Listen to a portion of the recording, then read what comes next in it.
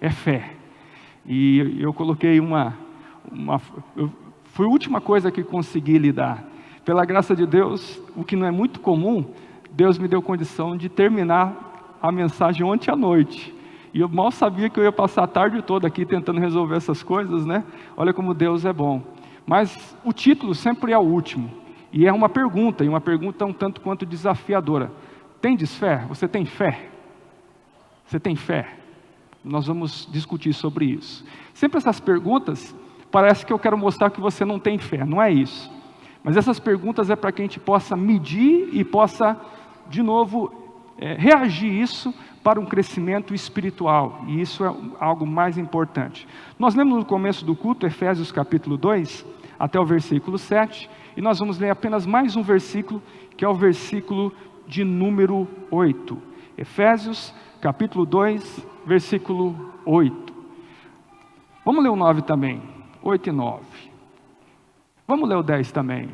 8, 9 e 10. Vamos ficar em pé? Porque daí compensa a gente ficar em pé, né? 3 versículos, daí já compensa ficar em pé. Efésios, capítulo 2, versículos 8, 9 e 10. Que diz assim: porquanto, pela graça, sois salvos, por meio da fé. E isso não vem de vós, é dom de Deus. Vou repetir essa parte. Porquanto, pela graça, sois salvos, por meio da fé, mediante a fé. E isso não vem de vós, é dom de Deus. Não vem por intermédio de obras, a fim de que ninguém venha a se orgulhar por esse motivo. Pois somos criação de Deus, realizada em Cristo Jesus, para vivermos em boas obras, as quais Deus preparou no passado, para que nós as praticássemos hoje. Louvado seja o Senhor. Senhor, ministra as nossas vidas. Fala a cada um dos nossos corações com poder e autoridade. Nós queremos sair daqui com muita fé. Nós queremos sair daqui, Senhor, projetados para aquilo que Tu queres das nossas vidas. Manifesta então o Teu Espírito sobre nós, que nos dá a direção e a revelação dessa palavra, em nome de Jesus. Amém. Amém. Podeis sentar. Percebe uma coisa aqui, que nem fazia parte da mensagem, mas diz que nós somos salvos pela graça, mediante a fé, não pelas obras, para que ninguém venha a se gloriar. Mas ao mesmo tempo o texto não diz que nós não deveríamos praticar boas obras. Mas ele vai dizer no versículo 10, sim, que nós fomos criados em Cristo Jesus para produzir boas obras. Às vezes a gente quer produzir boas obras para gerar fé. Às vezes a gente quer produzir boas obras para mostrar uma vida em Deus. Mas aqui deixa claramente que as obras são consequências da fé. As obras são consequências da ação de Deus sobre as nossas vidas. Isso nos ajuda a entender muito o patamar a qual Deus nos envolve, aquilo que Deus projeta e sonha para cada uma das nossas vidas. Mas de novo, fé é um assunto tão complexo que eu já vi a psicologia tentando explicar, e eu gosto muito da forma que a psicologia tenta explicar a fé, mas a própria psicologia vai reconhecer assim, que não tem condição de efetivamente compor todo o conceito da fé. Nem a teologia tem essa capacidade de explicar plenamente fé. Porque como que você explica a fé? Como que você explica o teu patamar de fé em comparação com o outro? Não tem algo como medir. Não é possível fazer isso. Também na relação com fé, ele não pode ser alguma coisa muito na relação prática. Ele é um âmbito espiritual. Da mesma forma, meu pai pode ter fé, mas isso não quer dizer que necessariamente que eu vou ter fé e a mesma fé dele. Meus filhos vão viver comigo, a minha esposa, vão ser ensinados, instruídos, vão ter a sua referência, mas isso não significa que eu vou passar a minha fé para ele. Por quê? Porque a fé, ela é algo pessoal, da relação pessoal com Deus. A fé é uma experiência que nós precisamos passar. Então esse é um desafio que nós temos que chegar, a condição de entender esse aspecto de fé para as nossas vidas. Mas eu tentei fazer um gráfico aí, utilizando um pouco o texto do versículo de número 8, porque diz assim: pela graça sois salvos, mediante a fé.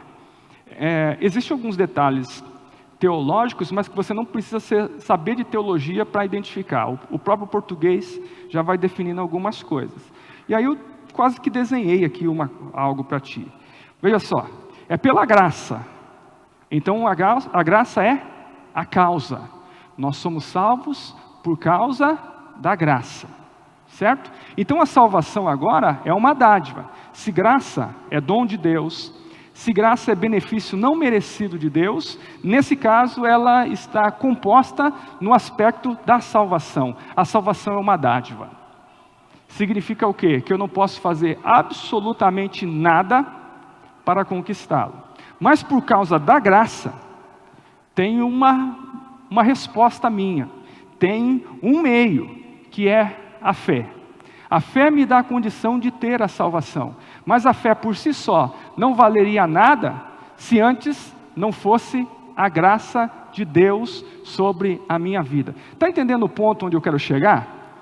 Que se a gente entender a graça, nós vamos viver a nossa vida para o Senhor. Porque vai gerar em nós um coração agradecido. Em que eu não pude fazer nada. Aliás, o que eu merecia era a condenação eterna. Mas por esse dom que Ele me dá, eu tenho a condição de alcançar ou chegar à salvação. Isso é muito importante entender a concepção da graça. Mas é óbvio também que tem a relação da fé, que nós estamos dizendo que ela é muito importante, demasiadamente importante. Mas que se nós só tivéssemos fé, ela não seria suficiente para que nós tivéssemos a salvação. Não seria suficiente. Até porque tem uma coisa. A fé vem da relação com a graça. Então, veja bem, a graça projeta a salvação, mas a graça também projeta a fé em nós. Ele estabelece a direção, mas Ele nos dá condição de responder isso. Então, no fundo, a fé é uma resposta à graça de Deus. E graça de Deus só pode ser ao ponto de que eu vou me envolvendo, vou me relacionando, vou tendo comunhão com Deus. E aí isso é muito importante, porque nós estamos vivendo uma geração que tem formado muitos ateus. E o ateísmo, ele vem de uma falta de convicção e não de afirmação. Porque veja bem, se eu só posso ter fé tendo um relacionamento com a graça, quando eu nego fé é porque eu não tive uma relação, não tive contato com Deus, não tenho proximidade. Eu ouço falar, eu até tenho um conceito, mas eu não me relacionei profundamente com isso. Mas não é só a problemática dos ateus que está se projetando aí, mas é a problemática também de muito crente, que vive a vida toda sabendo quem é Jesus, tendo conceito do Espírito Santo, mas não consegue relacionar com a graça. E se não consegue relacionar, ter comunhão com Deus, não é gerado fé no seu coração. Daí chega aqueles momentos de uma pandemia qualquer, de uma crise pessoal qualquer, e o que as pessoas fazem? Elas abandonam a sua fé. Na verdade, o conceito nem era abandonar a fé, porque de fato ela nunca teve. Porque quem tem fé, ele não volta atrás. Então o problema não está no aspecto da fé por si só, mas está na falta de relação do entendimento da graça do Senhor. E nós precisamos ter uma clareza absoluta sobre isso. O que nós precisamos fluir naquilo que Deus tem para as nossas vidas. O problema é que a fé não é uma coisa simples. Você sabia disso? E talvez seja o grande dificuldade que nós temos vivenciado enquanto igreja. A igreja atual coloca a fé como se fosse uma coisa muito simples. O brasileiro tem muita fé. Já ouviu falar isso? E isso não é uma verdade. O brasileiro é um povo místico, não é um povo com fé. E eu provo isso só fazendo comparação com outras localidades, ou com até mesmo outras religiões. Você já viu um muçulmano? Você já viu alguém, estou saindo do foco da câmera aqui, né? Você já viu alguém que é muçulmano? Quando dá a hora da oração dele, o que ele faz? Ele pega o tapetinho dele, vira para a Meca, joelha e ora. Você já viu o crente fazer isso? O crente brasileiro fazer isso? Difícil, né? Porque daí, o que vão pensar de mim? Pensa o brasileiro, o crente brasileiro. Ele não consegue ter essa prática. Também, mesmo nos outros ambientes mais cristãos, por exemplo, como eu cito a Coreia do Sul sem muito medo, porque ele tem uma direção de que eles se sentem responsáveis por orar pelo seu país. Então, todos os dias, 5 horas da manhã, eles levantam e vão orar. Seja na igreja, seja na sua casa, eles vão para orar. Nós adquirimos essa fé a esse ponto de ter uma vida disciplinada na presença do Senhor. Então veja que apenas em 2 coisas, eu poderia citar mais, a gente começa a perceber que o brasileiro por si só não é um povo com fé. Apesar de até cantores, que eu vou entrar numa onda aí que está acontecendo aqui na igreja, de citar música. Diz tem um cantor que diz assim: anda com fé eu vou, que a fé não costuma falhar. Um ateu cantando. Diz que a fé não costuma falhar. Mas na verdade o brasileiro não é povo de fé. É um povo místico. E nós vamos entender muito bem isso. Até porque, e essa repetição que tem no contexto de igreja, que parece que fé é colocada assim muito fácil para nós. Você crê que pode ser curado? Sim, eu tenho fé. Não, isso não é fé. Só nisso não é fé. Isso talvez seja uma questão mais assertiva da fé, quase como uma esperança, mas fé vai muito mais além disso. E tem um texto bíblico, que você já deve supor qual seja, que ele vai trabalhar justamente sobre essa diferenciação, ou essa dificuldade da fé, que diz assim, isso Jesus dizendo, olha lá, disse Jesus, se você tiver fé, como um grão de mostarda, está vendo a comparação lá do grão de mostarda? Direis ao monte, sai daqui e vai para ali. E o que o monte vai fazer? Vai. Então, se com um grão de mostarda, o tamanho da minha fé, o menor grão que se conhecia na época, a pessoa tem condição de dizer para o monte, sai de um lugar, vai para o outro, eu preciso questionar se eu não tenho essa condição. É claro que nós estamos trabalhando um aspecto metafórico. Jesus não queria que a geografia fosse mudada. Mas se a minha fé não é suficiente para isso, então ela é menor do que um grão de mostarda. Então eu preciso me questionar. Será que a fé é tão simples assim? É claro que também a metáfora do grão de mostarda é utilizado porque, apesar de ser um grão tão miúdo, é uma das maiores hortaliças, um arbusto grande que se forma a partir disso. Então também o que se pode gerar a partir da fé. Mas a fé é algo que exige mais de nós. A fé é algo que nós precisamos nos doar muito mais. E por isso que nós não podemos nos acomodar com aquilo que nós temos. Às vezes a gente acha que tem fé porque a gente acredita em um monte de coisa. Mas na verdade a fé, ela demanda uma resposta, como nós dissemos, da graça de Deus. E eu e você, nós precisamos pensar, como eu tenho respondido à ação de Deus sobre a minha vida? E fazer essa pergunta, será que eu tenho fé? Eu estou fazendo essa pergunta para mim. Eu estou fazendo essa pergunta para mim há cerca de 1 mês, que é o tempo que essa palavra está cozinhando na minha mente. Será que eu tenho fé? E talvez você assuste, porque você está achando que tem mais fé do que eu. Como assim um pastor pode fazer essa pergunta se tem fé? Eu estou fazendo esse questionamento porque outros pensadores também fizeram esse questionamento. Porque eles não estavam fazendo exatamente o questionamento em cima dessa fé assertiva que eu lhes falei, mas a resposta que ele tem que apresentar diante de Deus. Então é muito prudente se eu e se você fizer essa pergunta, será que realmente eu tenho fé? E aí tem uma pergunta que é muito interessante para nós, que vai nos pautar para isso. E é mais ou menos assim, ó. Imagina aí você agora, que você está sabendo, a partir de agora, que não tem vida após a morte. Não tem vida após a morte.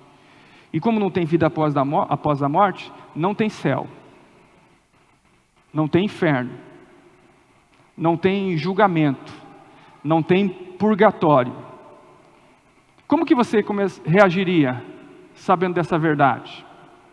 Seja sincero para você mesmo. Como que você reagiria a partir do momento que você entende que não há mais julgamento, que não há céu e inferno, que não há vida após a morte? Como que você reagiria? E aí, me parece que o ser humano responderia de 2 formas. Existe um grupo de pessoas que ia dizer assim, se não tem céu, não tem inferno, não tem julgamento, então vou viver minha vida de qualquer jeito. Para que eu vou ir à igreja? Para que eu vou conduzir a minha vida em ética e moral, se no fundo, se depois disso, não tem o depois da morte, não tem céu, que seria o prêmio, e não tem o inferno, que seria a punição? Para que eu vou viver uma vida em família, e família, como os marxistas colocam, é um peso que enclausura as pessoas, porque ela coloca limites, ou como a igreja, que também é vista da mesma forma, ou o governo, como é visto no mesmo ambiente. Para que nós vamos nos conduzir, nós vamos nos enquadrar a essa situação, se no fundo não tem julgamento? Era isso que a maioria das pessoas iriam fazer, viver uma vida completamente dissoluta, e espero que não seja você entre eles. Mas uma pessoa que tem fé, é aquela que viveria uma vida correta em amor a Deus, em amor à palavra, em correção, mesmo que não houvesse julgamento, mesmo que não houvesse céu e inferno. Porque se eu vivo a minha vida com fé para ir para o céu, então na verdade eu não estou fazendo as coisas por fé, eu estou fazendo as coisas para ter um prêmio, para ter um benefício. E isso é muito ser humano, isso é muito eu, isso é muito ego. Que na verdade quando eu tenho fé, eu vou fazer as coisas, eu vou me posicionar porque tem isso dentro do meu coração, dentro da minha vida. Então é muito pertinente que nos próximos dias você comece a pensar isso. Como eu reagiria, como minha vida seria, se eu me estabelecesse, se eu me colocasse, se eu me comportasse, sem essa referência de céu e inferno? É quase como uma pergunta que alguém fala do caráter, e que o nosso caráter está protegido, quando mesmo sabendo que ninguém vai nos ver, mesmo assim eu tenho uma vida em correção. Esse é o ambiente que nós precisamos alcançar da parte de Deus. Essa é a fé que necessita das nossas vidas. E aí a grande problemática também é porque muitas pessoas confundem fé com resignação. E aqui há um conflito entre resignação e fé. O que é resignação? É quando eu começo apenas a abrir a mão do mundo. O Kierkegaard, Ian gosta muito do Kierkegaard, eu também gosto muito, e ele fala muito sobre fé, e ele comenta um pouco sobre essa questão dessa resignação. E ele fala, por exemplo, de 3 estágios da existência humana. Ele diz que no primeiro estágio da existência humana, o ser humano só está preocupado em viver o prazer. Mas existe um segundo momento em que ele percebe que a vida não é só prazer, e ele começa agora a se posicionar de forma ética e moral. Ele se compromete. E ele vai trabalhar um terceiro estágio que eu vou falar um pouco mais adiante. Mas tem muitas pessoas que confundem justamente isso. É quando a gente começa a se responsabilizar por um filho, quando a gente começa a se responsabilizar enquanto cidadão, e a gente começa a abrir mão daquilo que é errado. A gente percebe o equívoco do mundo em relação àquilo que Deus nos pede, e a gente começa a se resignar. Então eu não vou fazer o que o mundo faz. O mundo, é errado beber, é errado fazer sexo fora do casamento, é errado roubar, matar, então eu não vou fazer isso. E a gente acha que a gente é bom por causa disso. A gente acha que é bom porque a gente não faz aquilo que é obrigação alguém com alguma moral não fazer. Você já viu isso? Nós crentes, não estou falando de pessoas fora daqui. A gente fala como cumprir a lei, a gente fala de ser honesto, como se fossem atributos. Mas na verdade, e nem pensando num contexto religioso, mas pensando numa questão ética e moral, é obrigação nossa ser honesto. É obrigação nossa cumprir a lei. Então nós não estamos falando de religião, tem gente que se confunde com isso. Mas a fé, ela é alguma coisa muito além. Ela é viver Deus. É viver em Deus. É Deus também viver em nós. Qual é a diferença? Que as obras não são para justificar a minha fé. Mas as obras são consequências, e consequências claras, do Deus que está em mim, da relação que eu tenho com a graça. Entende essa diferença? Porque quando a gente começa a fazer algo para provar, o que a gente espera? A gente espera reconhecimento, a gente espera aplauso, a gente espera placa. Mas quando eu faço algo porque é natural meu, eu não sinto a necessidade de que ninguém me reconheça. Eu não preciso de elogio. E essa é a grande questão, que muitas vezes envolve o nosso coração. Eu preciso entender a viver por fé. Crente vem para a igreja, aceita Jesus e simplesmente resigna ao mundo. Deixa de viver o mundo. Mas o que Deus nos chama a fazer é algo muito mais profundo, é vivenciar a fé da sua presença. E aí vem a terceiro nível espiritual, ou nível existencial que Kierkegaard vai falar. É o momento em que eu me dou a Deus.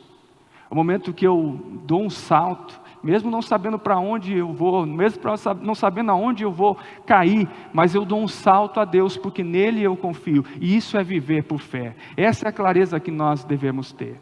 John Wesley também trabalha algo muito importante sobre essa questão de fé. Esse slide que eu vou mostrar para vocês dá uma pregação, então eu vou passar rapidamente, em outro momento nós vamos falar um pouco sobre isso. Mas Wesley dá uma direção que nós deveríamos procurar em toda qualquer igreja. Você já viu que hoje as pessoas buscam a igreja a qual ele se sente melhor. Quando eu busco uma igreja que eu me sinto melhor, na verdade, eu estou querendo me idolatrar. Mas na verdade a gente precisava buscar um ambiente que resguardasse esses três princípios, e dentre eles está aí, a ortodoxia, a ortopraxia e a ortopatia. O que é isso? É meio palavra de teólogo, mas tem uma explicação. A ortodoxia é saber o que eu creio. Você sabe no que você crê? Creio em Deus, Pai Todo-Poderoso, Criador dos céus e da terra, em Jesus Cristo. Creio no Espírito Santo e creio na obra desse Espírito através da igreja. Creio que Ele vai voltar, creio que Ele vai salvar, creio que Ele vai restaurar. Nós precisamos entender efetivamente o que nós cremos. E o crer mental, aquilo que é a teoria, ela é muito importante porque tem muita gente crendo errado. Tem gente que crê que vai para o céu porque faz boas obras. Tem gente que crê que vai para o céu porque é bonzinho, nunca matou uma formiga. Tem gente que crê que vai para o céu porque, afinal de contas, ele vai à igreja. Aonde está escrito isso na Bíblia? Mas John Wesley diz, não basta também você apenas ter a teoria, você precisa ter a prática. E a ortopraxia, a correção na prática, está aí. Então eu preciso agir conforme eu creio. O negócio começou a pesar, né? Não é só crer, é agir como eu creio. Nós estávamos numa discussão, uma conversa, como que muitas pessoas, elas negam a sua fé, por coisas muito simples. Nós estamos num ambiente político, e no ambiente político desses dias, vai ter muitas conversões, gente que sai de uma religião para outra. Está muito assim. Mas tem muito crente que não sabe exatamente o que crê. Ele não crê que os espíritos ficam pairando. Mas quando alguém, ente querido, morre, ele fica conversando com essa pessoa no Facebook. Oh, que saudade de você, já fazem não sei quantos anos. Com todo o respeito que eu tenho por aquelas pessoas que perdem, mas nós estamos conversando com mortos. É só um detalhe para que a gente possa entender. Como que a gente tem dificuldade de lidar com essas questões. Mas Wesley dizia que não basta apenas crer corretamente, ou sentir, ou agir corretamente, mas a gente precisava ter apatia. A ortopatia, a correção no sentimento. Sabe essa palavra empatia? Vem também dessa origem grega, que era sentir corretamente. Porque veja bem, tem gente que crê corretamente. Pratica porque ele sabe o que tem que fazer. Mas de sentimento não tem nada. Eu posso rodar essa cidade e dar cesta básica para todos os pobres aí. E isso não significa absolutamente nada, se eu não tiver a compaixão. Não é isso que 1 Coríntios capítulo 13 diz? Se eu não tiver amor, serei só como um símbolo. Isso não vai significar absolutamente nada. Percebe que o aspecto de fé é muito mais profundo do que simplesmente dizer sim? Percebe que o aspecto de fé exige muito mais de nós do que simplesmente dizer eu acredito ou eu aceito? Então se prepara que o negócio vai piorar ainda, tem coisas mais profundas em relação a isso. Então nós voltamos à pergunta, o que é fé? Já disse para vocês que é muito difícil conceituar isso na psicologia, na teologia, por um monte de ambiente, mas especificamente naquilo que está sendo ministrado na tua vida, você precisa ter essa clareza, que fé é o aprendizado que eu tenho com Deus, que ele vai sendo gerado em mim, vai sendo produzido em mim, como fruto de um relacionamento com Deus. Numa fé cristã, numa fé bíblica, alguém pode dizer que tem fé sem ter relação contínua com Deus? Não. Ninguém pode ter fé se não tiver relação com a graça. Ninguém pode falar que tem fé. Ele pode acreditar em si mesmo, mas isso não tem a ver com Deus. Ele pode acreditar no dinheiro que ele tem, mas isso não tem a ver com Deus. Ele pode acreditar no talento, na capacidade que ele tem, mas isso não tem a ver com Deus. Essa fé só tem ligação com Deus quando há uma relação, uma comunhão. Então isso exige de mim, exige conhecer Deus. E como eu conheço a Deus? Bom, tem algumas coisas que a gente sempre trabalha num contexto de igreja, que é oração, que é leitura da palavra, que é o culto, que são canções. Realmente são isso, mas talvez seja algo muito mais profundo do que isso. Quando ministrei a vocês sobre a vida de Abraão, eu disse que tem um rabino, que ele falava que as bênçãos que foram sendo alcançadas por Abraão, e elas foram crescentes, tinha a ver com a jornada. Ou seja, conforme Abraão fosse caminhando na presença de Deus, o que aconteceria? Ele ia alcançando as bênçãos. E na verdade, o contexto também de fé tem a ver com isso.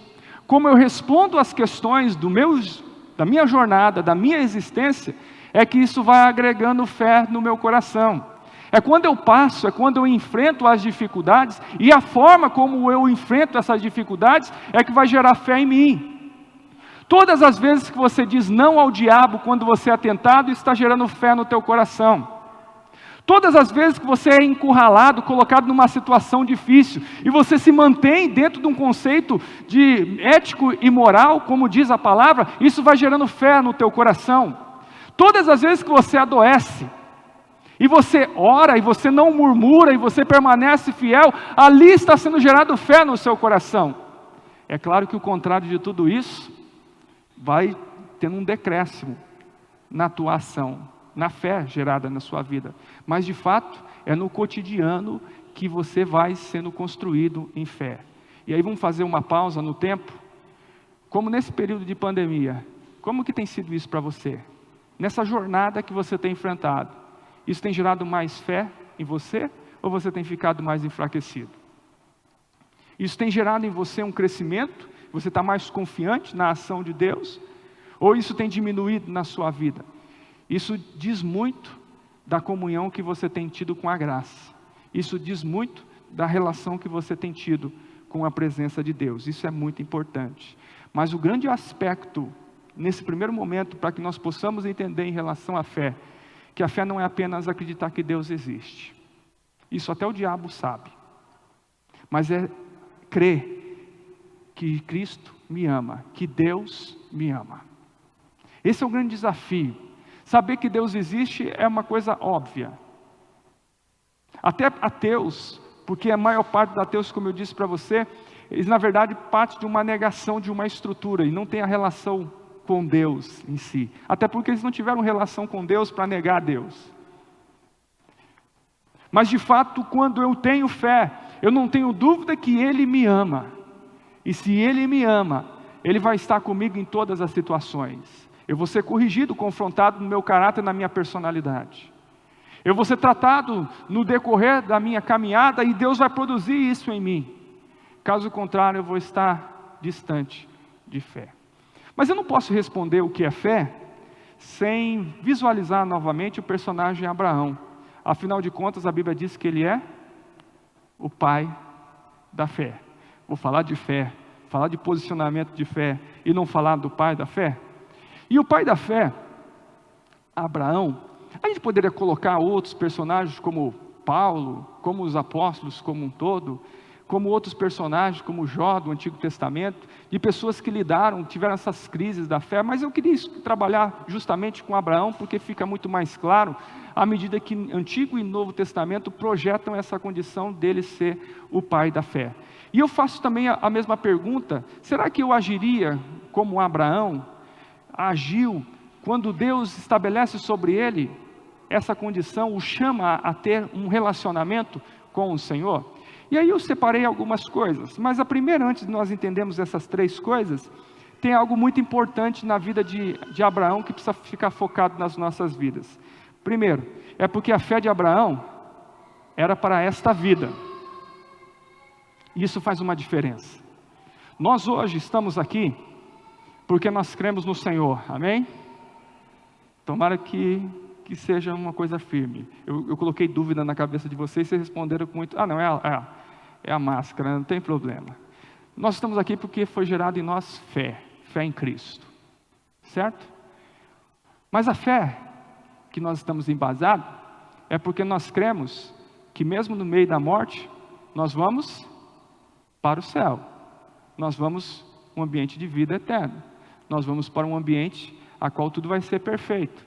Então, qualquer louco desejaria isso na sua vida. Não precisa ser muito são para desejar isso. Não precisa ter muita fé para desejar isso. Abraão não tinha o conceito de vida eterna, porque dentro do aspecto dos judeus, a vida eterna não foi colocada. Ele entendia para o seu tempo. Ele entendia, por isso que o texto bíblico no Antigo Testamento vai falar em durações dos dias. Por isso tem lá aquelas pessoas que vivenciaram muito tempo. Era disso que eles lidavam a relação de crer, de alguém que cria realmente na presença do Senhor. Ele tinha uma dimensão de atender às gerações, algo que nós temos muita dificuldade ainda de entender, de passar algum legado para outra geração, mas isso era mais claro nele. Então todo o posicionamento de fé de Abraão não era para que ele fosse para o céu, mas para que ele resplandecesse aquilo que Deus estava colocando no seu coração neste tempo. E talvez nós precisávamos aprender muito mais disso. Não uma fé só para o outro tempo. Não só uma fé para a vida eterna, o depois da morte. Mas uma fé que corresponde a esse tempo. Pensando nisso, tem 3 coisas muito fortes aqui na vida de Abraão. E a primeira delas é o silêncio. E quem estava no culto da madrugada sabe que eu compartilhei um pouco sobre essa questão do silêncio. Vamos falar a verdade? Tem essa questão muito difícil para nós, de estar em silêncio. E quando eu falo de silêncio, não é o calar da voz, mas é o calar da alma. Você já se colocou numa condição de calar completamente a sua alma? As preocupações pararem de gritar aqui, as dificuldades pararem de gritar aqui, as tuas coisas do passado pararem de gritar aqui, as coisas que você tem que fazer para frente parar de gritar aqui. Você já se colocou nessa condição apenas de ouvir Deus? Eu já fiz isso, mas é difícil porque nós somos muito teimosos. É difícil porque nós gostamos de carregar um peso ou de carregar uma preocupação que parece que isso nos dá um valor, que nos dá uma importância, e é uma grande mentira. Nós estamos tão acostumados a carregar essas vozes que nós estamos aqui sempre preocupados demais. Não é assim? Quantos efetivamente, não responda, é uma pergunta retórica, mas quantos efetivamente conseguiram parar nessa pandemia? Aproveitaram um tempo, então vamos parar. Vou parar, vou ajustar a minha vida, vou ajustar a minha vida espiritual. Ah, pastor, mas se eu parar e meus negócios? Bom, mas daí a gente entra também na questão de fé, de que a gente acredita efetivamente. Então, tenta pensar prudentemente, tenta pensar isso na sua vida. O quanto a gente entrou num ativismo. E nós estamos num ativismo tal, que hoje, domingo, dia do Senhor, se a gente não faz um esforço, nós não conseguiremos estar aqui. Não é verdade? Dia do Senhor, nós falávamos isso pela manhã. A gente não consegue parar um tempo para ouvir. Porque a gente vai buscando algo para suprir uma necessidade que por si só traz uma necessidade maior, e a gente vai ficando nessa bola de neve e a gente vai adoecendo. Daí chega lá, eu posso falar com tranquilidade, né? Aqui nós não estamos com gente mais do que 60 anos. Então, chega lá nos 70 anos, a gente começa a ver, puxa vida, perdi minha vida, não aproveitei, não fiz aquilo que tinha que fazer. São pensamentos clássicos de pessoas a essa idade, que não conduziram uma vida na presença do Senhor. Buscou, saciar os seus anseios, mas não se viu completamente preenchidos, e por isso são completamente frustrados. É um alerta para você que ainda tem tempo, é um alerta para mim que ainda tenho tempo, de como eu vou conduzir a minha vida. Mas olha só, que o negócio vai ainda mais profundo. O silêncio de Abraão, que nós estamos colocando aqui, tem a ver com o capítulo 22 de Gênesis. Você lembra o que aconteceu no capítulo 22 de Gênesis? Que também é citado lá em Hebreus, capítulo 11, versículo 17 e 19, no período, na parte que reconhece Abraão como pai da fé. Deus tinha dado um filho, que era o significado do propósito, que era o significado da bênção do Senhor. Mas agora o que Deus faz com o filho? O que Deus faz a Abraão em relação ao seu filho? Abraão, vai até tal monte e sacrifica o seu filho. E aí eu dizia isso no culto da madrugada, como que seria muito difícil para eu pensar em sacrificar um dos meus filhos que seja. Mas é óbvio que nós precisamos conceituar isso dentro da história, teologicamente falando, porque Deus não pede isso a mais ninguém na Bíblia. Não é verdade? Deus não pede. Então nós precisamos entender que foi algo eventual, algo que também se cumpria um propósito de Deus. Que a gente hoje entende muito bem esse propósito, porque o próprio Deus entrega o seu filho a ser morto na cruz. Então, a simbologia de Abraão para Isaac tem a ver com aquilo que Deus ia fazer em relação ao seu filho. E isso ia crescer na mente do povo de Israel, que ia repetir essa história. Mas o que me chama a atenção, de novo focando na questão de silêncio, sabe o que Abraão diz a Deus quando Deus fala, me dá o seu filho Isaac, sacrifica o filho Isaac? Você já procurou essa resposta de Abraão para Deus? Você não vai encontrar, porque não houve resposta, houve um silêncio. A pergunta é, significa que Abraão não sentiu a dor? É claro que não. Ele deve ter se envolvido numa crise interna tão grande. Ele teve que se resolver dentro dele. Primeiro porque conceitualmente sacrificar alguém não era da ética, não era da moral dele. Então ele estava ali num absoluto conflito e um confronto consigo mesmo. E alguns conflitos e confrontos a gente só pode resolver calados. Tem hora que eu preciso aprender a pedir ajuda. Não é disso que eu estou falando. Mas existem alguns momentos, como o pastor Marcos pregou domingo passado, que a gente precisa aprender a trabalhar isso dentro do nosso interior. É porque dentro do nosso interior que flui as grandes respostas. E quando a gente não consegue lidar com esse silêncio, e quando a gente não consegue lidar com as nossas angústias, a gente começa a culpar os outros. Tem gente que culpa alguém por ter perdido a fé. Tem gente que culpa um outro alguém por não ter progredido na vida. Então, de fato, isso vai sendo desenvolvido no caminhar. Mas veja bem, alguns ainda vão falar que Abraão topou sacrificar Isaac, porque ele sabia que em algum momento Deus ia fazer algo. Você já viu alguém pregar sobre isso? Alguém falar sobre isso? Talvez a gente já imaginou isso. Abraão sabia que na hora H Deus ia intervir. Mas o próprio texto bíblico desmente isso. Lá no último versículo de Hebreus que eu citei, o versículo 19 do capítulo 11, deixa claro qual era a motivação. Diz que Abraão foi sacrificar o seu filho porque ele tinha certeza, tinha convicção de que Deus ia ressuscitar Isaac. Ou seja, teria que passar pela morte, teria que passar por aquela situação, mas a confiança dele em Deus era tão grande que ele cria na ressurreição.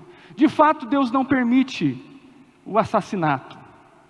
Está vendo? Ninguém pensa nessa palavra, nesse ambiente. Mas Deus não permite o assassinato. Sabe por quê? Porque o silêncio de Abraão o faz ouvir a voz de Deus, que foi dita através do anjo. Se eu não tenho fé para ficar em silêncio e ouvir a Deus, talvez a minha vida vai progredir para alguma coisa muito ruim. E é preciso fé, quando a gente está angustiado, quando a gente está sofrendo, e vivenciar aquele momento, confrontando o nosso próprio ser. Às vezes o silêncio seja a resposta mais madura que nós podemos apresentar numa situação de crise. Mas o nosso interior quer gritar, o nosso interior quer culpar alguém, enquanto eu preciso dizer, Senhor, o que Tu queres de mim? O que Tu queres fazer em mim? O que Tu queres modificar dentro do meu coração. Você já tem aprendido a ficar em silêncio diante do Senhor? Segunda coisa, a transformação, ou a mudança, ou rompimento. Nós sabemos muito bem que lá em Gênesis capítulo 12, Deus diz a Abraão: Abraão, sai da tua terra, sai da tua parentela e vai. Abandona tudo aquilo que você tem e vai. Eu não sei como que você pensa em relação a isso, porque em algum momento eu pensei que Abraão fosse muito pobre. E na verdade, os estudos bíblicos mostram que o pai dele era muito endinheirado. Então o desafio que Deus o faz era muito intenso. Eu não sei se alguém já teve essa condição de Deus pedir para você sair de um lugar e ir para o outro. Você já teve isso? Aí você pode dizer, se alguém já fez isso, entendeu? Sai de um lugar, vai para o outro, faz assim, só para eu entender. Poucas pessoas tiveram isso. Isaías teve isso, eu também tive isso. Quando eu fui chamado por Deus, eu tive que sair daqui de Vilhena e ir para Porto Velho, lugar que eu amo. Lugar que eu amo.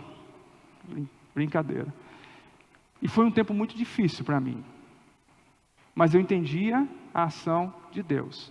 Sabe por que Deus nos chama a sair de algum lugar? Porque em algum momento a gente tem que romper.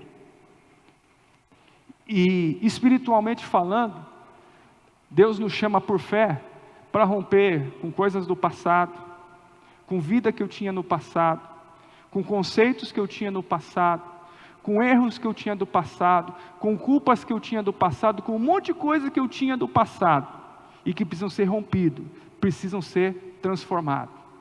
E a grande problemática dos crentes de hoje é que eles querem vir à igreja, alcançar a salvação, mas não querem a transformação.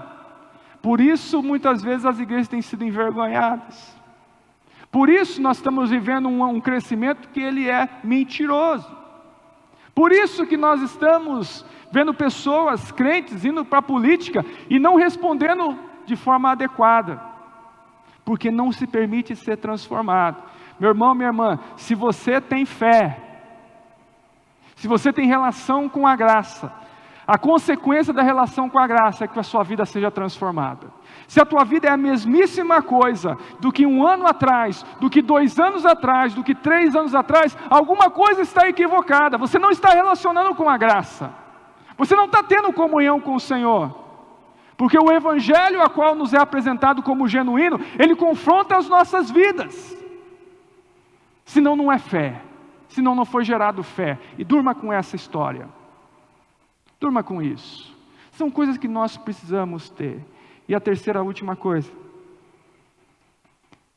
é que Deus começa a estabelecer na vida de Abraão o seu propósito.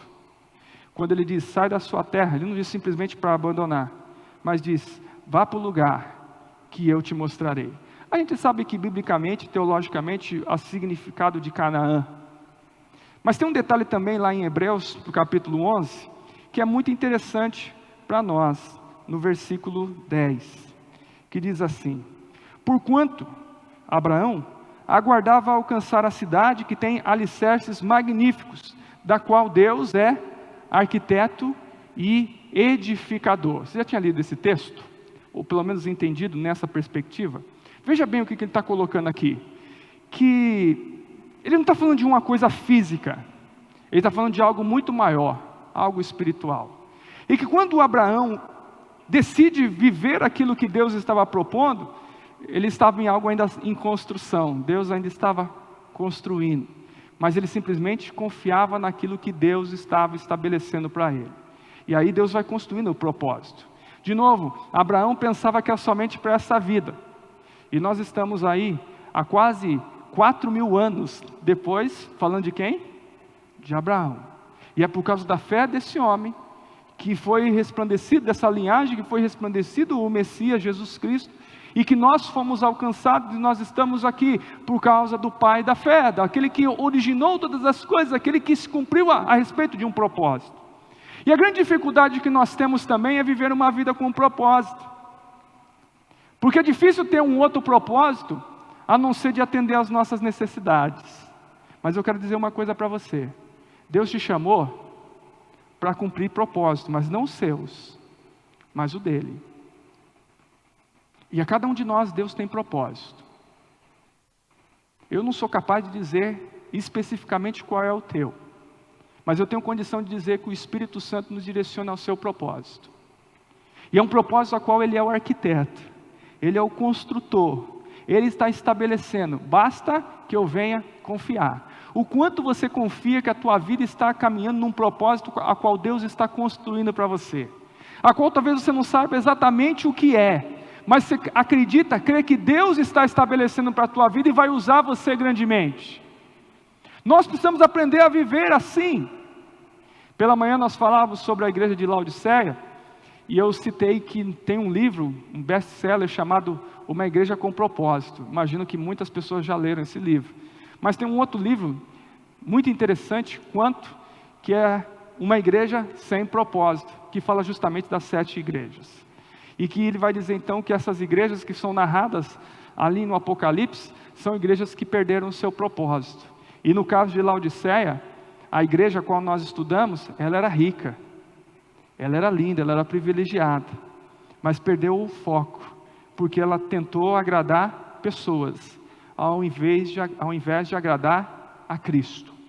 E muitas vezes o agradar pessoas não é a pessoa de lá, mas é a pessoa de cá.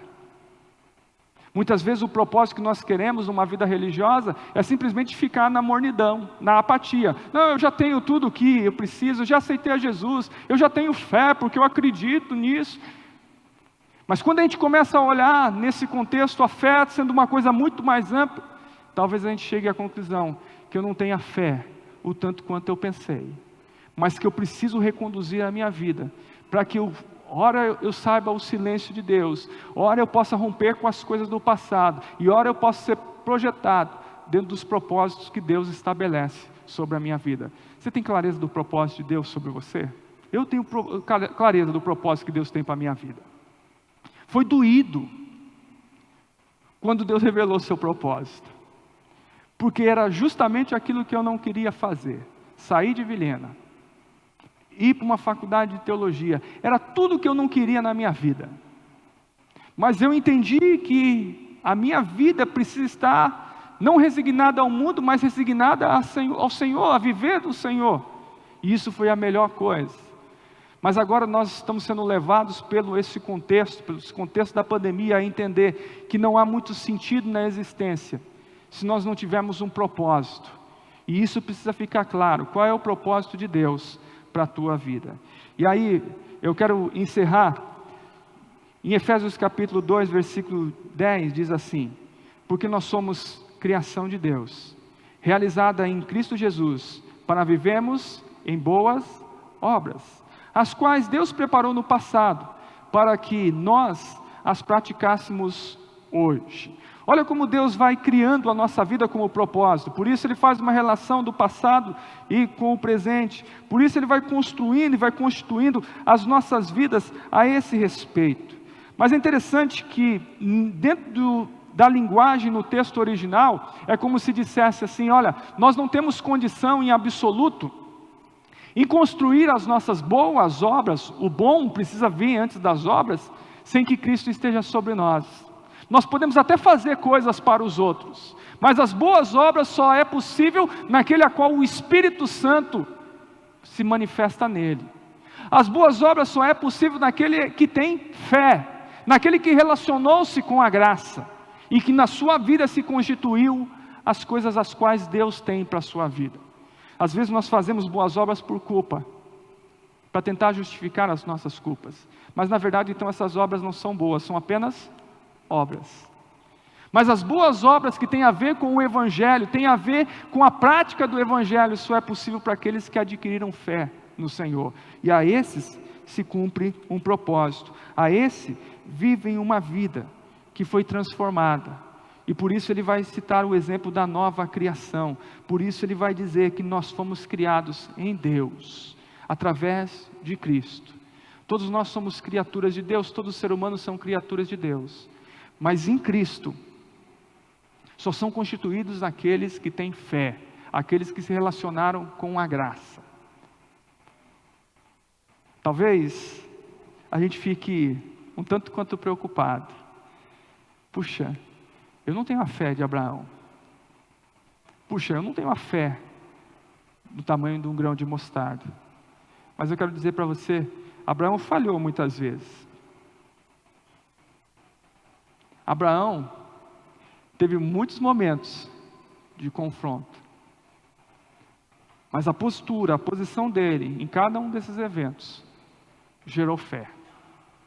Eu não sei como que você tem respondido às suas crises, mas é necessário que você comece agora a ter uma postura coerente para que a fé seja gerada na sua vida.